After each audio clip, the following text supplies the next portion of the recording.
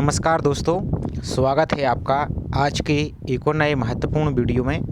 आज के वीडियो में हम देखने वाले हैं MPESB के द्वारा जो हाल ही में ग्रुप 2 सब ग्रुप 3 यानी समूह 2 और समूह 3 के पदों के लिए जो नोटिफिकेशन जारी हुआ था, इसके ऑनलाइन फॉर्म आपके 9 सितंबर 2025 से प्रारंभ होने थे, लेकिन अभी इसके ऑनलाइन फॉर्म प्रारंभ नहीं हुए, जो कि आपकी प्रक्रिया को यहाँ पर रोक दिया गया है। तो वो क्या कुछ कारण यहाँ पर रहने वाले हैं और अब आपके नया फॉर्म कब से लिंक आपकी ओपन हो सकती है, तो सभी जानकारी इस वीडियो में यहाँ पर हम देखने वाले हैं। तो चलिए स्टार्ट करते हैं आज के वीडियो को। साथ ही चैनल पर आप यदि पहली बार विजिट कर रहे हैं तो चैनल को सब्सक्राइब करके जरूर रखिए। साथ ही बेल आइकन पर क्लिक नहीं किया तो बेल आइकन भी प्रेस करके रखिए, और वीडियो को लाइक नहीं किया है तो वीडियो को भी लाइक करके जरूर कर दीजिए। तो चलिए देखते हैं आज के वीडियो को। तो यहाँ पर आप सभी ने आई होप पोस्ट वगैरह सब कुछ आपने देख लिया होगा। तो और अब आज के न्यूज़पेपर में आप सभी ने भी पढ़ा होगा, तो उसकी हमने कटिंग यहाँ पर नहीं रखी है, लेकिन आपको यहाँ पर थोड़ा सा यहाँ पर शॉर्ट में आपको दिखा देते हैं कि जो MP ग्रुप 2 सब ग्रुप 3 की जो वैकेंसी आई है, इसमें आपकी जो योग्यता के लेकर आपको थोड़ा सा यहाँ पर विवाद की स्थिति बन चुकी है, जो कि आपका केस भी आपका माननीय उच्च न्यायालय में यहाँ पर पहुँच गया है। तो इस कारण से आपकी यहाँ पर प्रक्रिया को रोक दिया गया है। अब वो प्रक्रिया किस कारण से रुकी है, तो कौन सी पोस्ट है, तो यहाँ पर आप देखेंगे तो आपके यहाँ पर विभिन्न प्रकार की कुछ पोस्टें थी, जिसमें आपकी कुछ पोस्टें आपकी कौन सी थी आपको पहले यहाँ पर दिखा देती थोड़ा सा मैं यहाँ पर, ताकि आपको यहाँ पर क्लियर हो जाए। तो इसमें से कुछ पोस्टें आपकी जो इंजीनियर वाली पोस्टें थी, वो पोस्टें आपकी कौन सी थी, तो वो आपकी क्लास 2 यानी आपकी जो द्वितीय श्रेणी की पोस्टें होती हैं, ये वाली पोस्ट थी, जो कि यहाँ पर ESB के द्वारा यहाँ पर जारी कर दिया गया है। आपको मैं थोड़ा सा दिखा देते हैं। तो जैसे आपकी जो इंजीनियर वाली पोस्ट थी सहायक यंत्रिकी इस टाइप की, क्योंकि यहाँ पर देख सकते हैं लेवल 12 के तहत आपकी वैकेंसी रहने वाली है।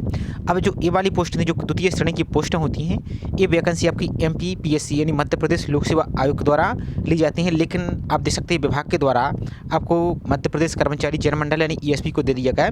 तो इस कारण से एक प्रकार का ये अवैधानिक प्रक्रिया हो चुकी है। इस कारण से यहाँ पर इसमें थोड़ी सी विवाद की स्थिति बन चुकी है। तो इसमें आपको क्या होगा, अब आपके यहाँ पर हो सकता है कि इन पोस्ट कोड के लिए यहाँ पर आपके जो पद हैं आपके, इनके लिए यहाँ पर हटाया जाए और आपकी ये प्रक्रिया MPPSC के द्वारा ली जाएगी। अब बाकी जो आपका वैकेंसी है, इसका एक नया संशोधित आपका रिवाइज्ड नोटिफिकेशन आएगा और आपके ऑनलाइन फॉर्म भी आपकी जल्द ही प्रारंभ हो जाएंगे, तो आपको परेशान नहीं होना है। जो बाकी आपकी पोस्ट हो सकता है कि कुछ और नया पद यहाँ पर शामिल कर ली जाएँ, लेकिन जब आपका संशोधित आपका नोटिस आएगा जिसमें आपकी रूल बुक आएगी, तो उसमें आपको यहाँ पर पता चल जाएगा, तो आपको परेशान नहीं होना। अब आपको करना क्या है ये आप समझ लीजिए पहले। जैसे देख सकते हैं आपकी ये सहायक यंत्रिकी है, तो आपकी द्वितीय श्रेणी वाली ही पोस्ट है, लेकिन इन्होंने क्या कर दिया है यहाँ पर देख सकते हैं, यहाँ पर तृतीय श्रेणी में आपको यहाँ पर यानी ESB के द्वारा वैकेंसी आपकी करा ली गई है, जो कि राज्य जो आपकी अभियंत्रिक सेवा होती है MPPSC के द्वारा, उसके द्वारा ही आपकी वैकेंसी यहाँ पर निकाली जाती हैं। तो इसी को लेकर आप थोड़ी सी यहाँ पर विवाद की स्थिति बनी हुई है, जो कि यहाँ पर विभाग के द्वारा और संबंधित डिपार्टमेंट के द्वारा। तो अब आपको जल्दी इसकी निराकरण जल्दी ही आ जाएगा। जैसा कि आपको यदि ध्यान हो, ग्रुप 5 की वैकेंसी आई थी आपकी MP ग्रुप 5 की, उसमें इसी प्रकार की समस्या थी, तो उसकी भी वैकेंसी की जो रूल बुक थी आपको कुछ दिन के लिए हटा लिया गया था। फिर कुछ दिन बाद आपकी दोबारा से रिवाइज रूल बुक आ चुकी थी और रिवाइज आपके ऑनलाइन फॉर्म आपके फिल किए गए थे। अब दूसरी बात, अब आपकी बात करें एग्जाम की, तो एग्जाम आप देखेंगे, तो एग्जाम की बात करें तो आपके फॉर्म आपके यहाँ पर देखिए 23 तक आपके ऑनलाइन फॉर्म फिल होने थे, लेकिन अभी तक के ऑनलाइन फॉर्म प्रारंभ नहीं हुई है, और एग्जाम आपकी 28/9/2025 आपका एग्जाम लगा हुआ था। तो अब आपकी एग्जाम की डेट भी बढ़ जाएगी, लगभग आपकी नवंबर में पहुँच जाएगी। तो आपको प्रिपरेशन करते रहना है, और सबसे महत्वपूर्ण काम आपको अब करना क्या है ये समझ लीजिए। आप सभी को पोस्ट कोड तो ठीक है, अभी जब इसका और आदि कोई अपडेट आता है तो उसको आपको देख लेना है। अब आपको 2 काम जरूर कर लेना है, इसके बिना आपके फॉर्म फिल नहीं होंगे। वो 2 काम कौन से महत्वपूर्ण हैं? सबसे पहले तो अब बहुत से अभ्यर्थियों को एक ये डाउट आता है कि हमारी प्रोफाइल पहले से बनी हुई है, उसमें फ़ोटो भी अपलोड है।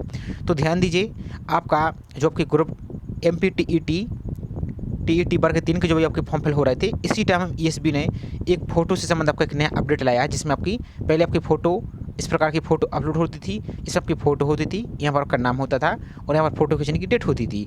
लेकिन अब इस सिस्टम को बंद कर दिया है ESB ने। अब आपकी जैसे SSC में, रेलवे में आपकी जो लाइव फ़ोटो खींचती है, इसी तरीके से अब ESB की प्रोफाइल में भी आपकी लाइव फ़ोटो अपलोड होने लगी है। तो आप सभी को अपनी प्रोफाइल को देख लीजिए, लाइव फ़ोटो को अपलोड कर लीजिए, अब आपके पास टाइम है। और दूसरी सबसे महत्वपूर्ण बात, रोजगार पंजीयन को कर लीजिए, जो मध्य प्रदेश का रोजगार पंजीयन होता है इसको कर लीजिए। यदि रोजगार पंजीयन नहीं रहेगा आपके पास तो फॉर्म को फिल नहीं कर पाएंगे। और दूसरी बात, जब आपके फॉर्म फिल स्टार्ट हो जाते हैं तो उस टाइम फिर आपको बहुत सारे अभ्यर्थी एक साथ रोजगार पंजीयन करते हैं।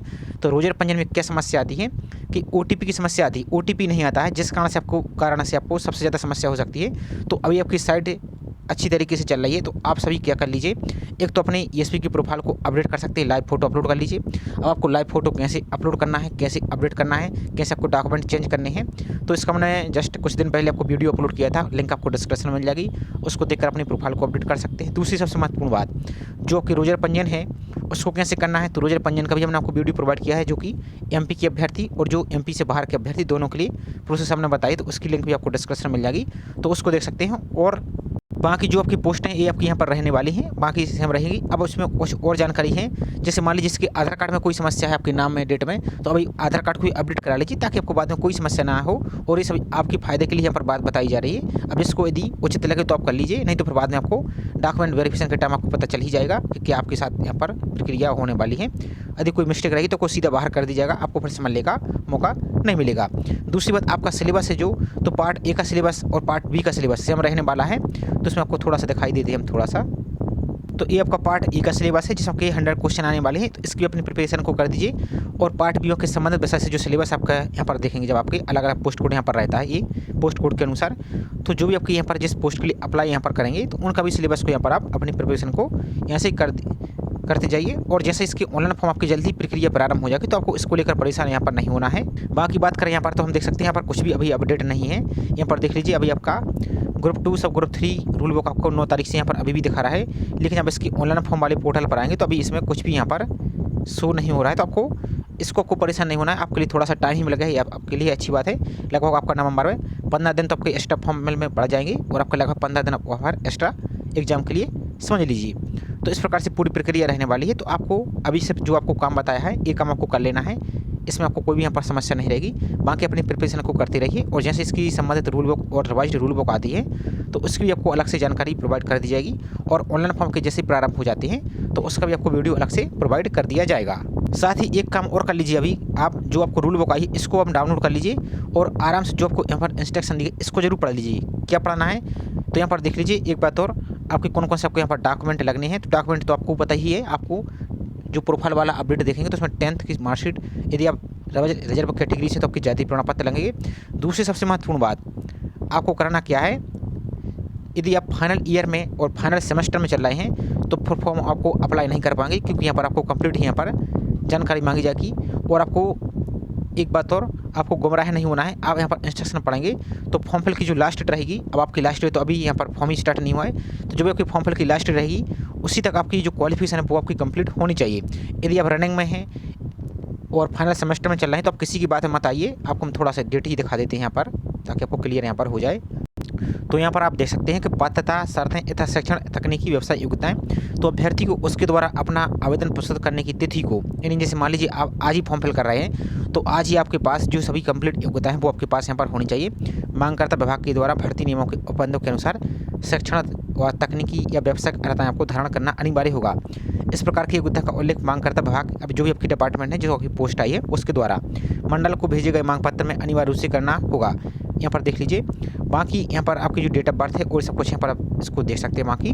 तो एक बात और, यदि मान लीजिए आप कोई जैसे डिप्लोमा कर रहे हैं या कोई सर्टिफिकेट आप रनिंग में हैं, तो अब हमारी तो आपको व्यक्तिगत यही सलाह है कि क्योंकि इसमें अलग अलग पोस्ट का अलग अलग फीस, यहाँ पर आपकी जो पोस्ट कोड है उसमें आपको अलग अलग फीस भी आपको लगेगी। तो मान लीजिए यहाँ पर ये आपकी पोस्ट कोड है, इस पोस्ट कोड का पेपर कोड ए है जैसे, तो इस पेपर कोड में ए आपकी पोस्ट कोड आएंगी, पेपर कोड भी एम इस प्रकार की पोस्ट कोड आएंगी, पेपर सी में आपकी पेपर कोड सी ये आपका है, इसमें इतनी पोस्ट आएंगी। तो इसका मतलब जैसे ए है तो एक आपको जो 500 रुपये लगती है जनरल के लिए तो 500 रुपये, इस प्रकार से 2 करते हैं तो आपको 1000 रुपये, 3 करते हैं तो 1500, इस प्रकार से आपकी फीस यहाँ पर लगने वाली है।